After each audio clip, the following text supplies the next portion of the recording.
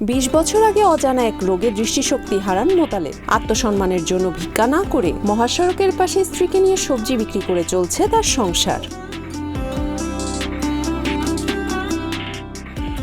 চিকিৎসা করে দৃষ্টিশক্তি ফেরাতে চেষ্টা কম করেননি মোতালেব, তাতে তার দৃষ্টিশক্তি ফেরেনি, কিন্তু হারিয়েছেন সহায় সম্বল। এক পর্যায়ে পরিস্থিতি এমন অবস্থায় পৌঁছায় পথে বসে ভিক্ষা করা ছাড়া আর কোনো উপায় থাকে না। কিন্তু আত্মসম্মানের স্বার্থে ভিক্ষার দিকে না গিয়ে মহাসড়কের পাশে সবজি বিক্রি শুরু করেন মোতালেব।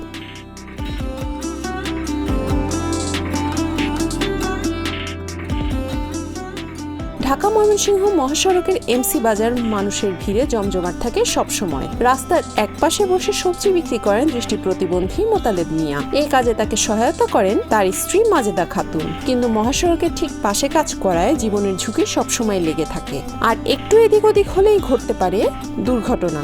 আমার চোখ শেষ পরে কিন্তু আর গেলাম না, পরে গেলাম আমার মিরপুর শিমুলি নাই না কোন জায়গাটা সেই ডাক্তার এলো। সেই আমার আগের দিন গেছি চোখ পরীক্ষা করছি, কইছে বাদের দিন আইবেন। এই বাদের দিন গেলাম, গিয়া পরে এক মহিলা ডাক্তারে কইলো বাবা ওখান যদি কই আমি বিক্রি হইলেও 50,000 টাকা কিন্তু আপনারা দিবাই, কিন্তু 50 টাকার কাম হইতো না বাবা, আমার চিকিৎসা নাই, আল্লাহর উদ্দেশ্যে হইতো। এরকম অনেক জায়গায় গেছি, কবর গেছি, দলে গেছি, ময়মনসিংহ গেছি 2-3 বার। এই কথাই তো এই যে ডাক্তারে যারা কইছি যে আমার চোখ কোনো পানি পড়তো না, কোনো বেদনা উঠতো না, কিন্তু চোখের পিছনে যে এই হলো যে রক পাওয়ার দেয়, আমার ক্যালসিয়াম ভিটামিন রক্ত চলাচল করে, রক্তটা হয়ে গেছে। এটা কোনো চিকিৎসা নাই, এটা কোনো চিকিৎসা নাই। আল্লাহ আমার দিন আল্লাহ যাবাই না বাবা, আপনার গাজীপুরের শ্রীপুর মাওনা গ্রামে একটি ভাড়া বাসায় স্ত্রী সহ বসবাস করেন মোতালেব। তার পৈতৃক বাড়ি ময়মনসিংহের ধুপাঘাট গ্রামে।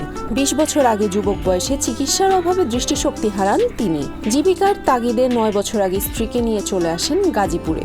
এখানে মৌসুমী সবজি বিক্রি করে জীবনযুদ্ধে টিকে আছেন এ দম্পতি। এই কাজে ক্রেতাদের থেকে যেমন পেয়েছেন ভালোবাসা, আবার হয়েছেন প্রতারিত।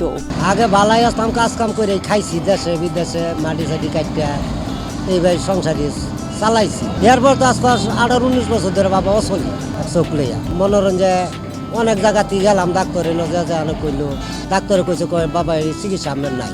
এরপর তো আস্তে আস্তে আমার দুনো চোখ একদম মনে বন্ধ হয়ে গেছে। এই যে একটা বাদ দিলেও কই লবণ, কই পানি, কই মাছ, এটা বাবা আমি নিজেও কইতারি না, অনেক কে থাকে যে এরকম আল্লাহ করছে, এটা নিজেও আমি কইতারি না।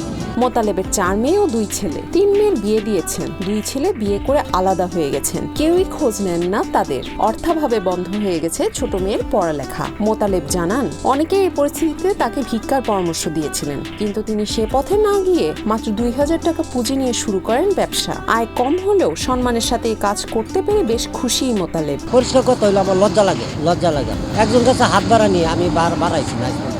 এই যে 17টা বছর হয়েছি আমি কেউ কাছে হাত বাড়াই না। কেউ যদি আমার জানি না দেয় তা আমি পালাই, আমি যদি জানি না আমার 10টা দিন।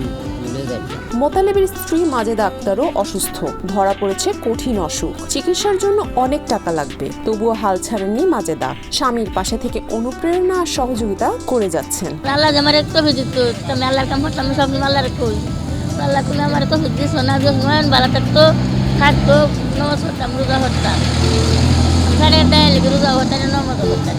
হ্যাঁ আমি কিনে আইনা হাইরে আমি সকালে যাই মাওনা আরো যেতে আইনা কিনে আইনা ধরে বয়া বাবা বেশি একদিনের মাল 2 দিনও বেশি 3 দিনও বেশি ঠগাই তো যাই তো।